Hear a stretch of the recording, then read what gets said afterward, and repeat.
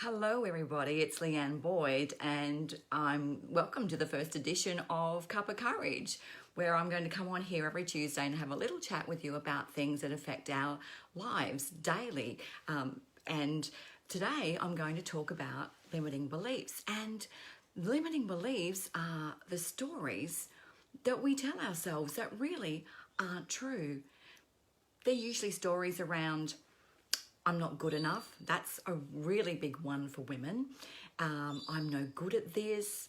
I don't know how to do this.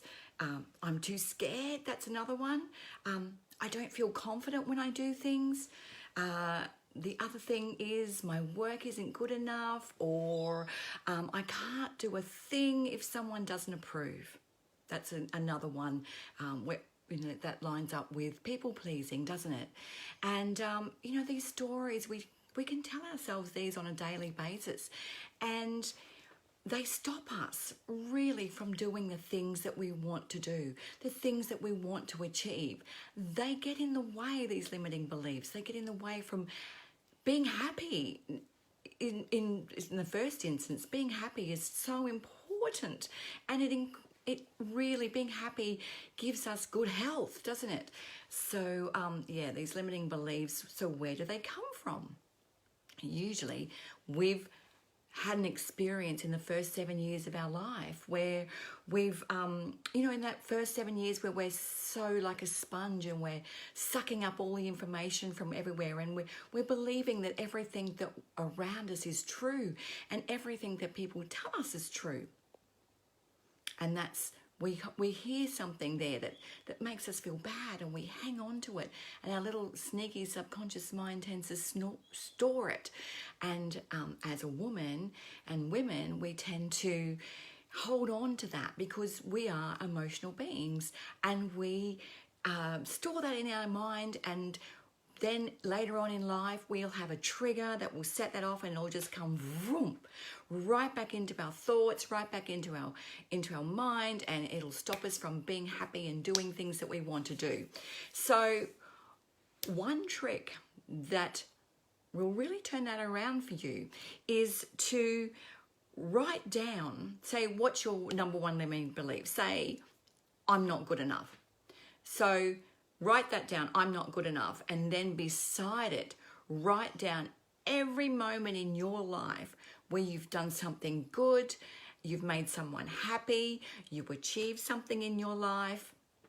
And really, when you give yourself visual evidence that that's not true, you are good enough, you are capable of achieving things, you are capable of making other people happy, and you are capable of doing great things in your life. You've given yourself visual evidence. So you can clearly see once you've done that the limiting belief of I'm not good enough is really just a story.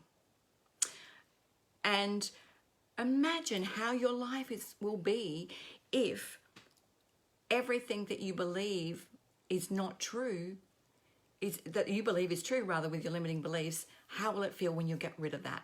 How will it feel when you can get along in your life without this belief? How would your life change? You would go on to be able to do these things in your life. You would go on to be able to think, well, I can do whatever I want. I can figure it out. And as you go, your skills will improve, and you'll get more practice, and your skills will grow, and you'll be able to do whatever you want to do. And from there, you're going to feel more valuable. You're going to feel more worthy. And you're going to feel like you're coming from your heart space and your heart passion.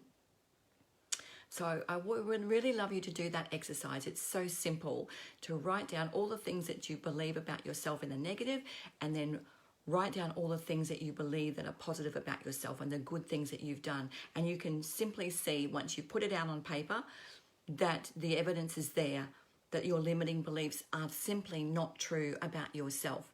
When you've got all these things going around in your head, and they compound one after the other, one after the other, one after the other, that's when things start to really get you down. And limiting beliefs are the beginning of a cascade of negative effects in your life. From limiting beliefs moves on to self-sabotage. We convince ourselves that we can't do things. And then from self-sabotage, we go on to unhappiness and stress in our lives. Our stress builds because we keep telling ourselves these stories. And then if that goes on long enough, and we're trying and striving and striving and striving, and we keep telling ourselves that we're going to fail, then we can end up in burnout. And our body will really be affected from that. So it's very important to go right back at the beginning to those limiting beliefs and turn those around at the beginning. So also when we have these limiting beliefs, we keep telling ourselves, well, it's just our fear. And fear is natural. Fear is a way that our subconscious mind, it puts that fear in place so it'll stop us from doing things and keeping us from danger. But, you know, it's just things that we can just get through and tell ourselves, I can do these hard things. It may take me a little longer. I may have to sit there and figure it out a little bit more, but I can do it and I'm good enough and I am confident to do it. Another trick that I have used on several moments in my life is if I'm going to face something really big in my life that I think, oh, I don't know about this, I think about a hero in my life, someone that I really admire in my life.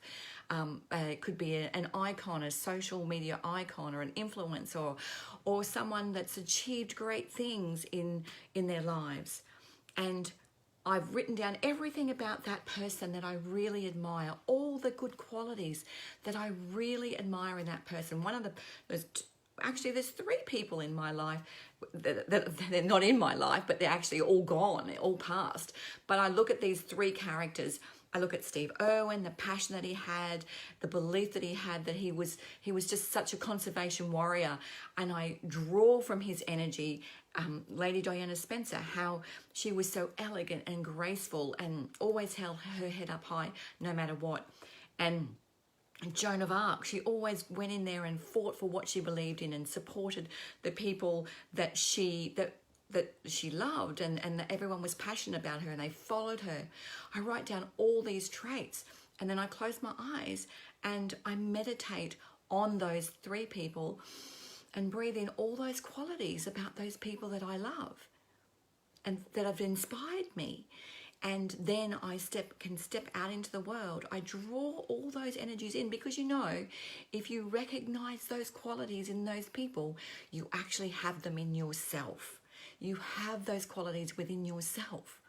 So you just have to draw from within your heart. So if you close your eyes, think about those people, write down all those qualities, and breathe and meditate and draw in those qualities within yourself, and then step out into the world more confident and actually visualize. Sometimes when I've stepped into a room of people, I visualize that I'm actually Lady Di going in there and shaking everyone's hand and feeling confident.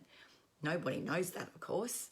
Nobody knows that I'm emulating that person, but it's got me through those difficult times. And then if you do that enough, it just becomes a great habit. And before long, you're stepping out there with confidence. You're doing things that you don't believe that you could ever do.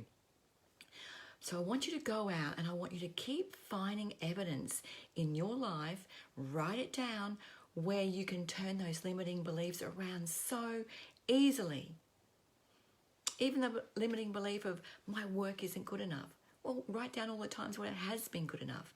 Give yourself the evidence that it's there.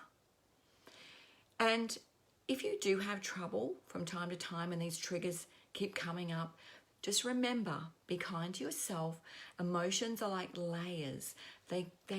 Our emotions for women, because we've stored so much over our lives, they are like layers, and we'll feel something and then we'll push it away because we've got to get on with things, and then we'll feel something else and that goes on top, and then we'll push that away because we've got to get on with things. So just acknowledge that. Acknowledge your triggers. Just pay close attention to what actually sets you off. What sets you off in tears? What sets you off running from the room? What sets your anger off?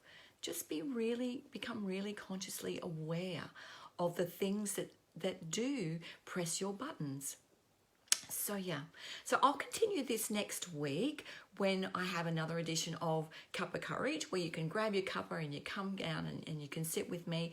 Thank you, Ali Jean, for watching. Thank you, Megan, for watching. And I hope you'll join me next week.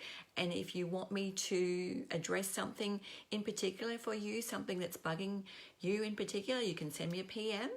Or you can just pop a comment below and I'll address them for you in this little segment called Cuppa Courage. And yeah, so I hope that has helped. If you're struggling with anything, you can get in touch with me. If doing these little exercises haven't been enough for you to get by the things that are standing in your way, then contact me and we can have a little chat about how you can address these further.